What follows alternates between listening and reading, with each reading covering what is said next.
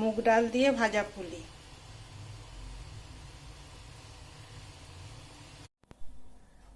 নুন মিষ্টি দিয়ে মুগ ডালটা সেদ্ধ করে রেখেছি, আটা দিয়ে দিচ্ছি, চাল গুঁড়ি দিচ্ছি।